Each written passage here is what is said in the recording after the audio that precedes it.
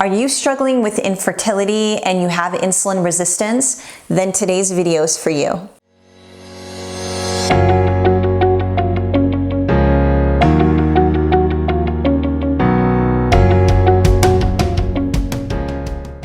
Hi everyone, I am Mara Salerno, functional diagnostic nutrition practitioner of ReclaimOptimalHealth.com, where I help couples just like you resolve their infertility and get back to creating those families you so deeply desire. Before we get started, I want to invite you to join me on Instagram. I'm on there pretty much daily to serve you, support you, talk to you, and provide you with really valuable functional fertility boosting content. You can find me there at Mara Salerno. And then please click on that subscribe link down below so that you get notifications every week when I post these functional fertility boosting videos every Friday. Okay. So it's no coincidence that infertility has increased as just diabetes and obesity have as well, right? I mean, the reason is because of stress, excess sugar, and subsequent belly fat that drive hormonal imbalance and create infertility. Hormones are stored in our fat cells, and that includes our bad hormones, like the bad estrogens, for example. They can really wreak havoc on our health in both men and women alike. And our fat storage hormone is insulin. Now, what is insulin? Insulin is a hormone that helps to move our blood sugar from our bloodstream into our cells to use as energy. And when our cells do not respond to the rise in blood sugar, our pancreas then has to begin compensating and pumping out more and more insulin. So that is what we actually call insulin resistance. And insulin resistance is what is really associated in the cause of prediabetes, diabetes, obesity, and also infertility, guys, infertility. Now, to make insult to injury, what happens when we're experiencing insulin resistance is that our body is craving more sugar because our cells are no longer sensitive enough, right? So we start craving foods with more sugar, and it's just this very vicious cycle that happens. Now, in women, insulin resistance also creates excess androgen production in the ovaries. What does that mean? So androgen is more of a male dominant hormone, and in women, in excess, it can create things like excessive hair growth, like on your face or your chest, places women don't generally grow hair. And acne could be another symptom and the like. But what's really important about androgen excess is that it really creates irregular or absent ovulation. And this is a big deal with infertility, right? Because we want to know when you're ovulating in order to know your fertile zone, in order to help you fall pregnant. This is a huge deal. Now, in women with androgen excess and insulin resistance, about 60 to 85% of them have PCOS, which is polycystic ovarian syndrome. And I actually have a great video on this that I'll link for you down in the description box below. Now, this also affects our guys in men. So men, when you're experiencing insulin resistance, what's going to happen is you're going to have lower testosterone levels and higher bad estrogen levels. And those bad estrogen levels will create man boobs, it'll create belly fat, it'll create a low sperm count and a low sex drive and libido. And that is all not good for your fertility, right? And trying to conceive and have a baby. Now, very commonly, the drug that's given that I notice, especially in women, is metformin. And metformin is used to reduce the amount of glucose that the liver is producing in the body. And that would make sense, right? Because they want to lower the overall amount of sugar or glucose or insulin that's going to be pumping through your body, right? Because we want to make your cells more sensitive. The problem with this is threefold. Number one is that it's really a Band-Aid and it's not really fixing and addressing the real issue.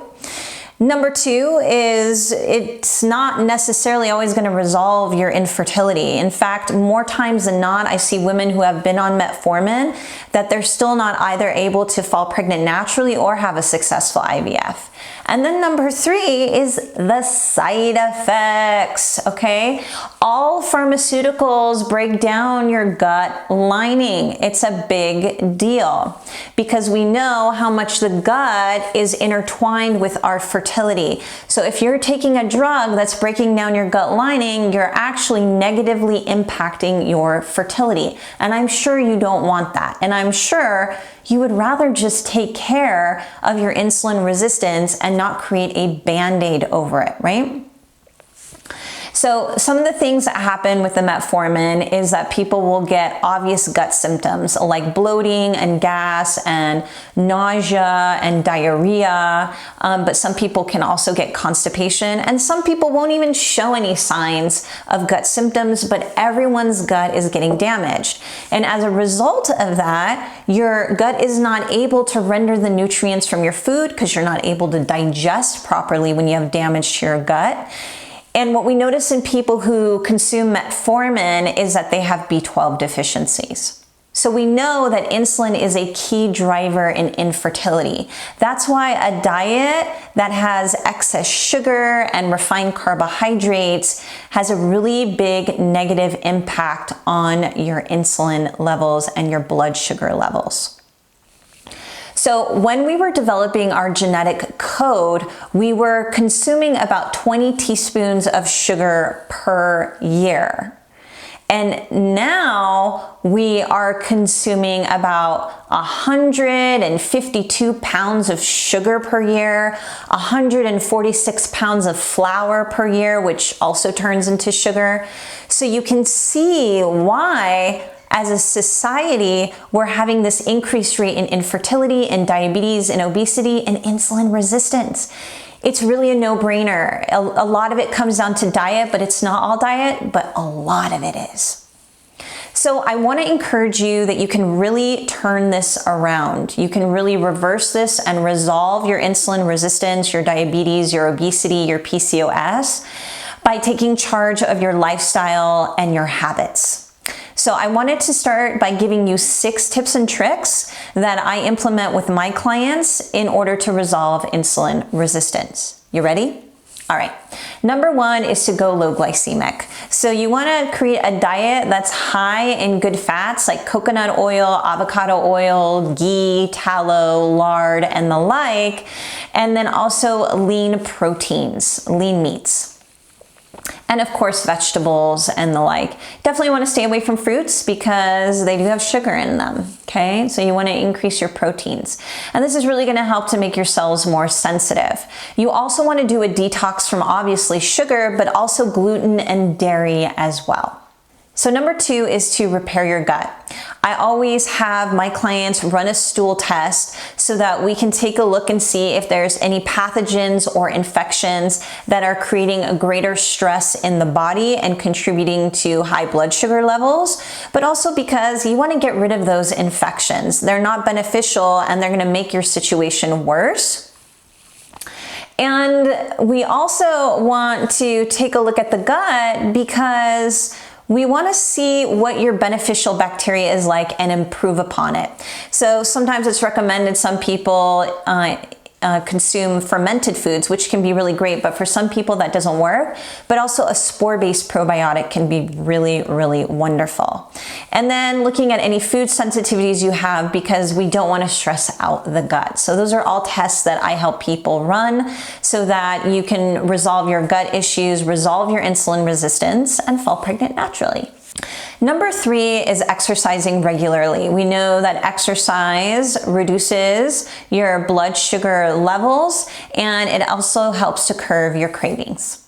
Number 4 is to reduce your stress. Now, why is stress such a big deal? And I actually will put a link down below in the description box for a guide that I have about really slashing stress in your life and boosting your fertility and really getting into the details and the nuts and bolts of that. But with stress, we have our stress hormone cortisol. And when cortisol is pumping through the body in a chronic stress response, like insulin creates in our bodies, one of the key characteristics is a rise in blood sugar levels. And you obviously don't want that if you're struggling with insulin resistance, right? So really managing all forms of stress and getting yourself out of a chronic stress response is absolutely crucial and key to your fertility. Number 5 is to get adequate sleep. So you want to make sure that you're getting at least 8 hours of sleep that's uninterrupted a night. And if you're not able to do that, then you definitely want to reach out to me and schedule a qualifying call so we can talk about what's going on with you and what's impeding your sleep, because sleep is absolutely directly linked to fertility or infertility if you're not getting enough of it, right? And then number 6 is to reduce your toxin exposure. So you can go to the Environmental Working Group's website, and on there they have a list of, describing to you how to reduce your environmental toxin exposure. But I'll give you a really basic, easy example, which is if you drink out of plastic water bottles, you want to chuck them and you want to switch everything to glass. Okay, and that includes housing your water. You want to house it in glass water jugs, glass 5-gallon jugs. And if that sounds like, oh my gosh, that is so much work, then you want to consider getting an in-home house filter for your drinking water. So I hope these tips and tricks were super helpful for you all. I want to see you all have your babies in 2021. Please reach out to me. You can schedule a qualifying call in that link down below, and we can talk about how you can have your baby this year and have a wholesome and healthy family to contribute to our society. So I'll see you guys all again next time. Take care. Bye-bye.